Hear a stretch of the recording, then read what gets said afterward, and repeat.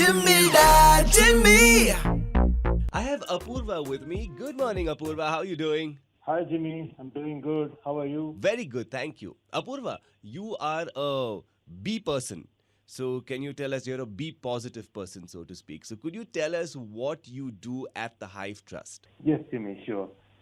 I'm a chairman of the Hive Trust. Okay. This is a non-profit organization, and we are into education about bees, Okay. beekeeping training, beekeeping awareness, awareness about small pollinators, sustainability of the small pollinators, and introductory training to anyone. They could be children, they could be artists, they could be anyone.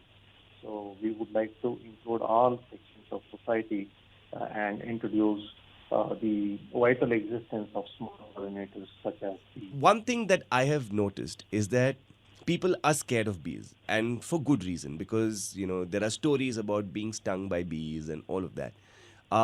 There are bees that sometimes enter my home because they're attracted by the light, and then there is this mad flurry in the house to try and get the bee out of the house. In that ಏತಿಸ್ situation, ದೋಸೆಟ what does one do? ಹೆಜ್ಜೇನು You're absolutely right, Jimmy. People are petrified about bees, and ಸೀಬೆ ಹೂವಿನಲ್ಲಿ because ಪರಾಗಸ್ಪರ್ಶ whatever we have heard, and even our parents, grandparents, pollination they in they ಗುವಾವಾ have said that flowers bees are dangerous, they sting. So that is the only education we have Correct. right now about bees. Right. What do we know about bees? It is just fear and nothing else. Hmm. And bees are everywhere.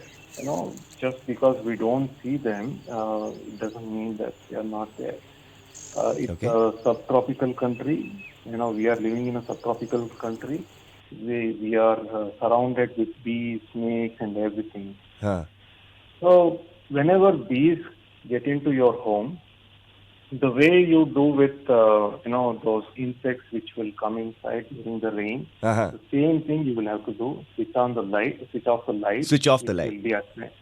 will be which is attracting bees, Right. and switch on the light which is outside. So bees will go outside. Correct. So this particular bee, which is known as Apis dorsata, Mm-hmm. or the rock bees in common name, Okay. they are capable of foraging, collecting food Huh.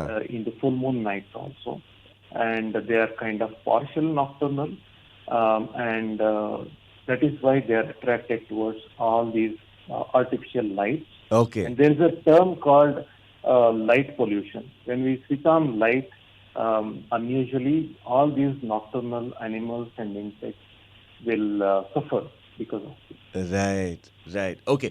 Another reason that I'm reaching out to you is that in many apartments, okay, especially high rises, we find bees making their hives, and the first thing that people want to do when they see this is to smoke them out or to get someone to destroy the hive and to chase the bees away. Not chase the bees away, mostly kill the bees.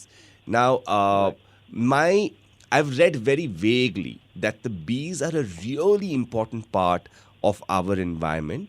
What are the options actually available to apartments, and how should they deal with this? Now, 86% of all vegetation on Earth, it could be food crops and also forests, are pollinated by bees. Oh, And the rest of the percentage is left with other pollinators. They okay. are very, very vital for pollination, the security of food. Right. To feed 7 billion people, we require more food, right? Yes. So the productivity comes with cross-pollination and pollination services, whatever these small pollinators are giving us. And ecological balance and regeneration of forests will start with setting of all the seeds, whatever will be required for the next generation. Right. Relocation or removal or something about the bees. Huh. The rock bees will prefer to nest in the higher altitude, Okay. high-rise buildings, tall trees, and the more stable structures. Huh. So they, right now in Bangalore and any other metro cities with full of urbanization, apartment buildings are taller than all the trees, Correct. and they will prefer to go for nesting in apartments rather than trees. Okay. And all the mature trees, many mature trees are cut because of the development, and there is a loss of habitat. Right. Loss of habitat and pesticides have caused 40% of all insects on Earth on the verge of extinction as per the United Nations. Right. So we don't know how dependent are we directly or indirectly with this. So about the removal or relocation, whenever you relocate the bees, when you relocate them inside the urban space, they will go to other buildings. So your problem will be given to someone else. Right. So that is the thing, and we will have to see how dangerous they are and how dangerous they are not. In which season they will swarm in Bangalore, and which season they go out through migratory time and block the way faces wherever they are making nests. For example, very close to balconies, very close to windows.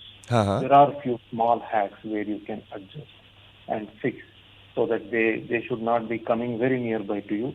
If they have built in a far away place in your own building, like in a projection or a beam, you can let them be so many things. Okay, And so we for get example, accidents. if if the bees have built a hive in the balcony, right? Yeah. What is the best way to deal with that? These bees, when they come to urban space, they get accustomed, and they get familiarized themselves with lot of colors, movements, Okay. smoke, and vibrations.